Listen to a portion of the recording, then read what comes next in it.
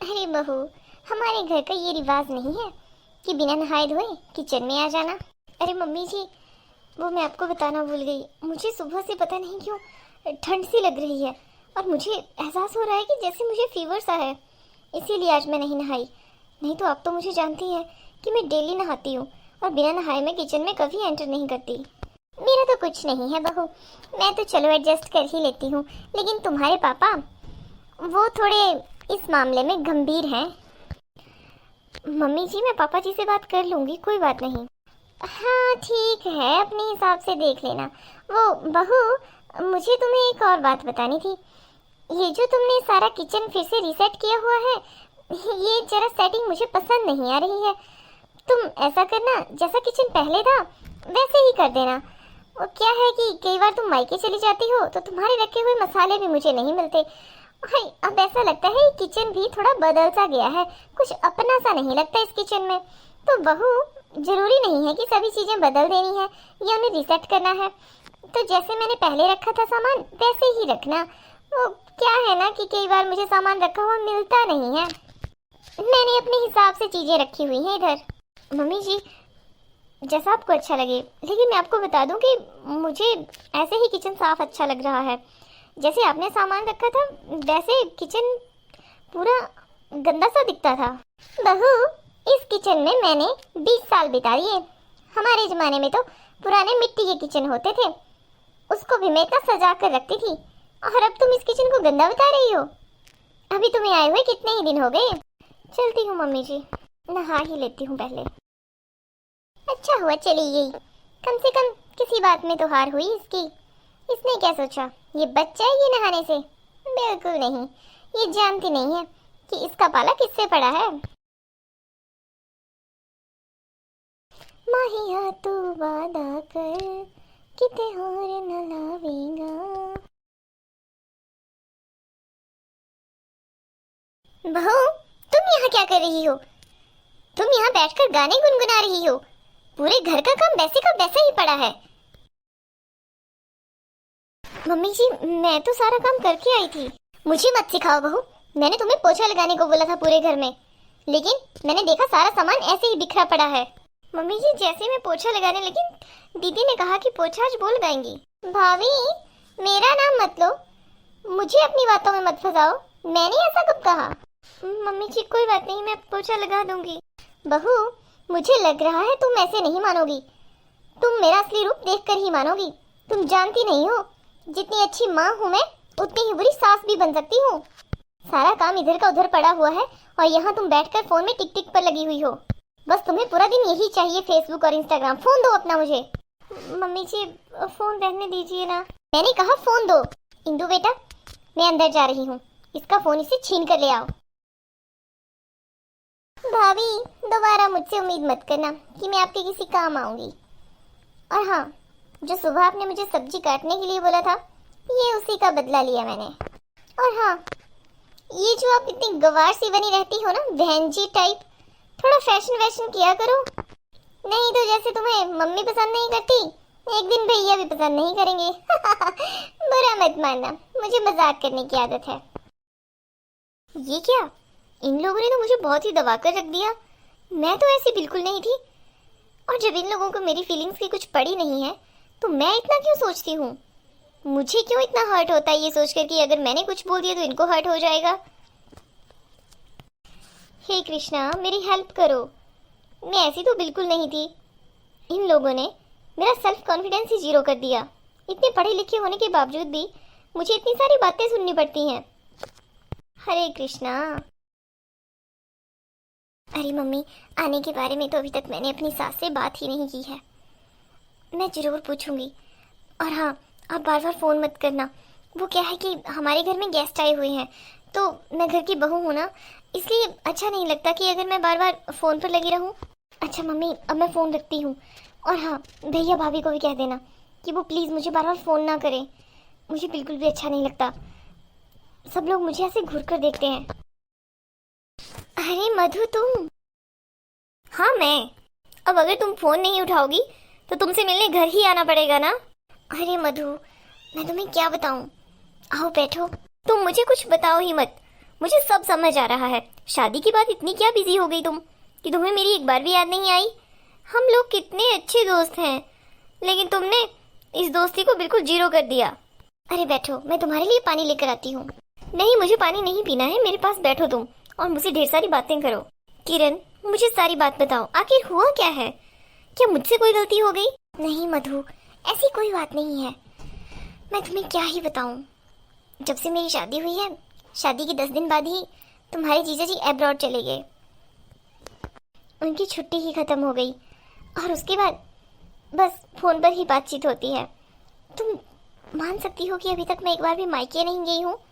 मुझे बहुत याद आती है मम्मी पापा की। मुझे पूरे का पूरा मायका याद आता है, लेकिन पता नहीं क्यों मुझे ऐसा लग रहा है कि गृहस्थी मुझे अच्छी नहीं लग रही है। ये गृहस्थ जीवन मुझे बोझ लग रहा है।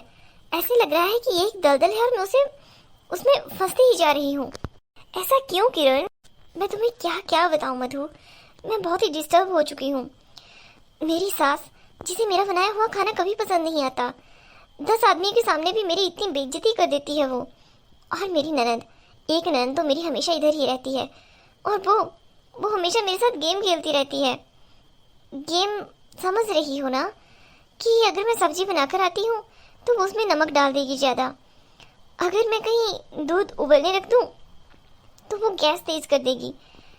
मुझे समझ नहीं आता मैं इन सब चीज़ों से डील कैसे करूँ। तू जानती तो है मैं इतना सब कुछ बर्दाश्त नहीं कर सकती, और ये सब बातें मैं तुम्हारे जीजा को भी नहीं बता सकती। क्यों नहीं बता सकती भाई? शादी हुई है तुम्हारी, अपने पार्टनर से हर बात शेयर करनी चाहिए। वो अपनी फैमिली से बहुत ज़्यादा प्यार करते हैं मधु, और मैं नहीं चाहती कि उन्हें ये सब बातें पता लगे। इस सब से उन्हें दुख होगा और उन्हें दुख में देखकर मुझे भी दुख होगा। कोई बात नहीं, मैं सोचती हूँ आज नहीं तो कल ये समझ ही जाएंगे। लेकिन ये लोग हैं कि समझने का नाम ही नहीं लेते, इनकी हरकतें बाज ही नहीं आती। अरे किरण, तुम्हें वो बात याद है कि घी जब सीधी उंगली से ना निकले तो उंगली टेढ़ी कर लेनी चाहिए? और हाँ, तुम्हें अच्छा तब तक ही बनना है जब तक लोग तुम्हारी अच्छाई का फायदा न उठाएं। और यहाँ तो साफ साफ दिख रहा है, अरे तुम कृष्णा की भक्त हो, दुनिया के सबसे बड़े छलिए की भक्त हो तुम। मधु, मुझे कुछ याद नहीं है और तुम तो जानती हो मैं किसी को हर्ट भी नहीं कर सकती। तो क्या तुम्हें फिर ये जिंदगी अच्छी लग रही है अपनी? अरे बिल्कुल भी नहीं। तो फिर खुद को थोड़ा बदलो। और हाँ, मुझे इधर तुम्हारी भाभी ने भेजा है ये देखने के लिए कि तुम उन्हें फ़ोन भी नहीं करती हो, यहाँ तक उनका फ़ोन भी नहीं रिसीव करती हो। आखिर कब तक तुम ये सब सहन करोगी? 1-2 दिन की बात हो तो सहन कर ले कोई, जिंदगी भर की बात है। और जैसे तुम बनोगी इस टाइम पूरी ज़िंदगी वैसे ही निकल जाएगी। अच्छा, एक बात सोचो कि अगर कल को तुम्हारी बेटी हुई और उसके साथ अगर ससुराल में आगे जाकर ऐसा हुआ तो क्या तुम उसे सपोर्ट करोगी, या फिर उसे भी यही बोलोगी कि मेरे साथ ऐसा हुआ तो कोई बात नहीं, तुम भी एडजस्ट करो? बिल्कुल नहीं ना। और तुम्हारी बेटी कल को तुम्हें देखकर सीखेगी क्या? यही सब सीखेगी ना। हाँ मधु, बात तो तुम सही कह रही हो। अरे महारानी जी, सुबह हो गई है और ये कौन है? वो मम्मी जी, ये मेरी कॉलेज फ्रेंड है। नमस्ते बेटा। नमस्ते आंटी जी, मैं चलती हूँ। ठीक है किरण, और हाँ, मेरी बातों को अच्छे से सोचना। बहू, राधा बिटिया घर जा रही है तो अब वो ससुराल जाएगी तो उसके ससुराल वाले तो पूछेंगे ना कि मायके से क्या लेकर आई।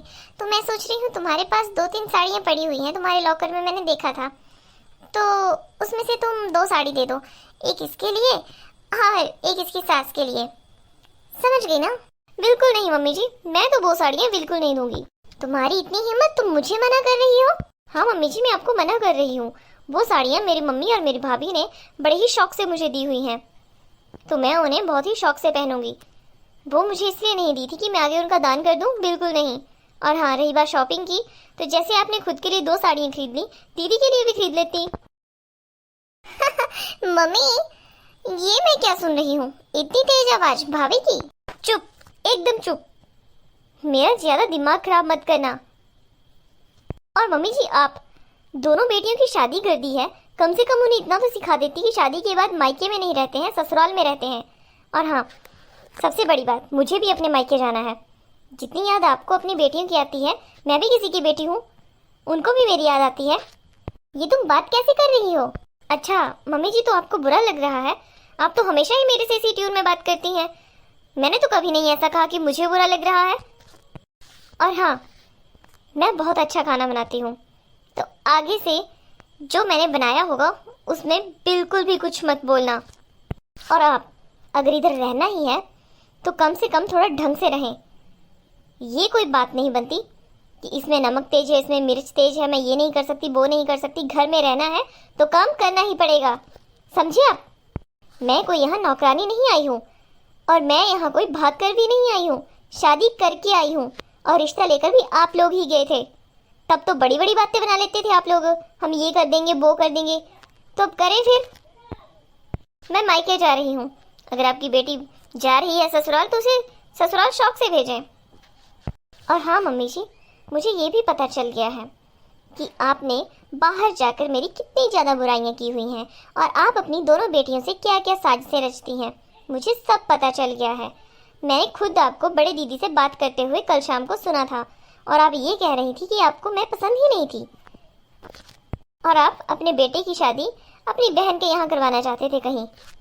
तो मम्मी जी, अब तो शादी हो गई है और मैं यहाँ से कहीं जाने भी नहीं वाली। अब भूल जाओ उस पुरानी किरण को। तुम्हें तो मैं देख लूंगी। देखना तो आपको मुझे पूरी जिंदगी है मम्मी जी। भाभी कुछ ज्यादा नहीं बोल रही हैं आप। शायद आपको अच्छी भाषा समझ नहीं आती है। आप मुझे बताएं, मैं आपको कौन सी भाषा में समझाऊं? हिंदी ही तो बोल रही हूँ, समझ नहीं आता कि जरा लिमिट में रहें और थोड़ा कम बोलें। और हाँ, मेरे मामले में अपनी टांग ना अड़ाएं। आपको 2 टांगें चलने के लिए दी हुई हैं, मेरे मामले में अड़ाने के लिए नहीं। अरे वाह मधु, अगर तुम थोड़े दिन पहले आ गई होती तो मेरी जिंदगी और अच्छी हो गई होती। हेलो दोस्तों, कमेंट सेक्शन में जरूर बताएं आपको ये कहानी कैसी लगी। इस कहानी के माध्यम से हम आपको ये बताना चाहते हैं कि हमें किसी के लिए भी खुद को चेंज करने की जरूरत नहीं होती है। आप जैसे हो दूसरों के सामने बिल्कुल वैसे ही रहें। और हाँ, अपनी सेल्फ रिस्पेक्ट को सबसे ऊपर रखें, क्योंकि आपने सुना होगा कि भगवान भी उन्हीं की सहायता करते हैं जो अपनी सहायता खुद करते हैं। खुद के लिए स्टैंड लेना सीखें। ठीक है, मिलेंगे अगले वीडियो में। Bye bye.